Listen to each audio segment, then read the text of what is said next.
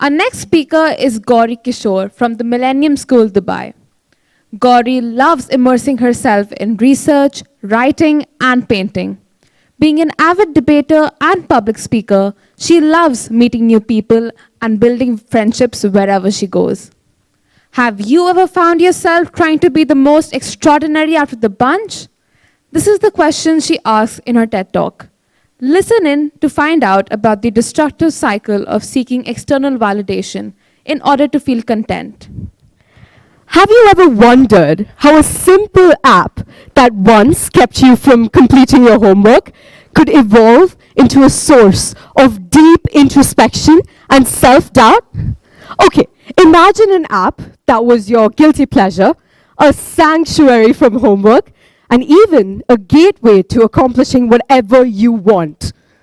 But there, at one point, I saw people my age accomplishing extraordinary feats.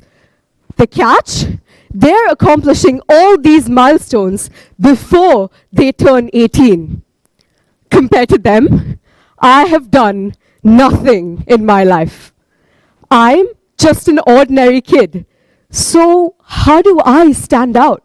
How do I become extraordinary out of the billion people that are there living on this planet? Welcome to Gen Z, where we believe if you haven't gone to summer school or tutored over 25 people, you have accomplished nothing in your life.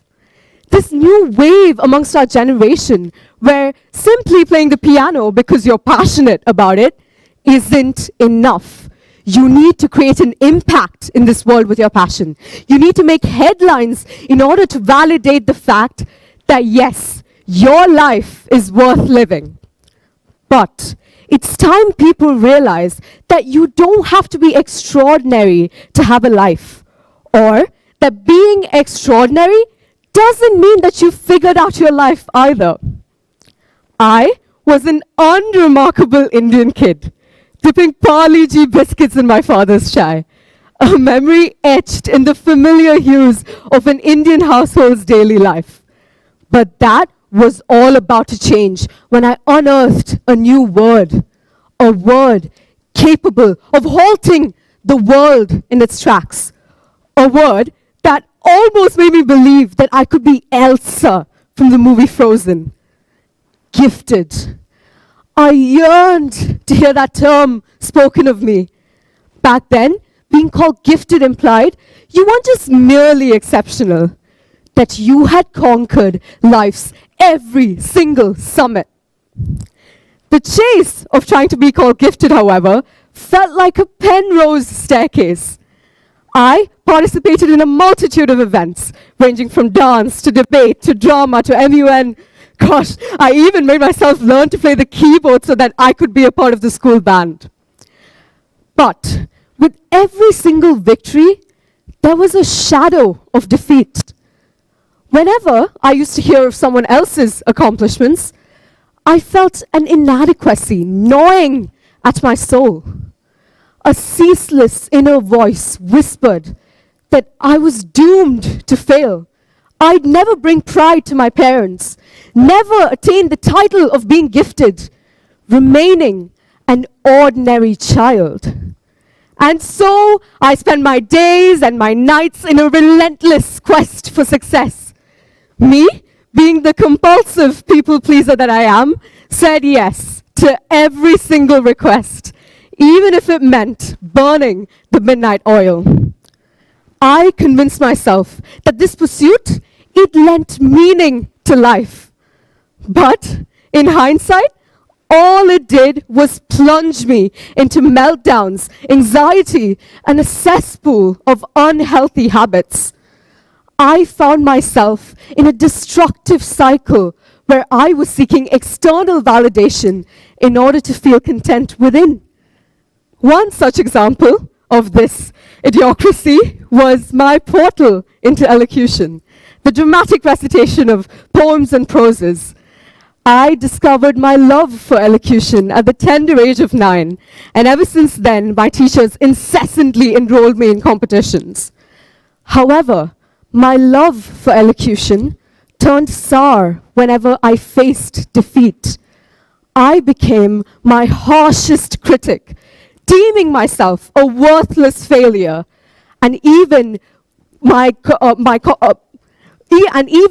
accomplishments, they were tarnished. My friend Sophie too did elocution. She didn't compete, but she excelled in it. She mentored a few kids from her neighborhood and helped them emerge from their shells. I envied her. How come her modest mentorship of a few kids from her neighborhood feel like a journey to the summit of a mountain, while I, having participated in numerous competitions, felt like I was circling the base? I felt as though something had unjustly been stolen from me. Why didn't I experience that euphoric feeling she did when she recited a simple poem? That's when I realized, at the ripe age of 16, that I had done most things in my life, not because it made me happy, but because I wanted to surpass the invisible expectation that I had to participate in a multitude of events and competitions in order to live a triumphant life, in order to celebrate something in my life. All my life, I've been told that success is the ultimate goal. But it was at that juncture that I realized that success wasn't the number of competitions I won or the number of clubs that I joined in school. And being ordinary didn't equate to leading an ineffectual life. So, let's redefine the meaning of success and ordinary, shall we? Google defines success as the attainment of wealth, of power, of fame, and ordinariness as the lack of distinctive quality or any special quality. Well, I've come to know now that both definitions are profoundly incorrect. Ordinariness is living life on one's terms, free from the pressures of external expectations. It's about embracing life, making mistakes, rising, falling, pausing, and then embarking on that journey all over again without surrendering. It's about loving yourself. It's about finding yourself. And being ordinary is also very normal.